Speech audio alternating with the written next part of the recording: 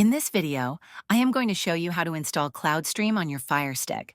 First, ensure that your Firestick is connected to your TV and has an active internet connection. From the home screen, navigate to Settings in the top menu. Next, scroll down and select My Fire TV. Then choose Developer Options. Make sure to enable both Apps from Unknown Sources and ADB debugging. This will allow you to install applications that are not available in the Amazon App Store. Now go back to the home screen and use the search function to find and install the Downloader app. This app will enable you to download files directly to your Firestick. Once you have installed the Downloader app, open it.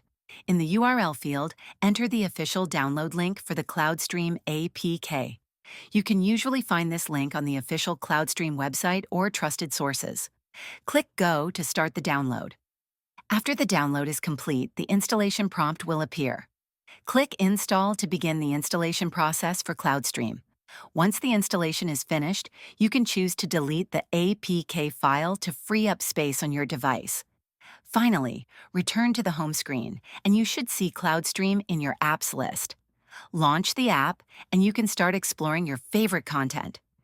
If this video helped you, please like and subscribe to the channel.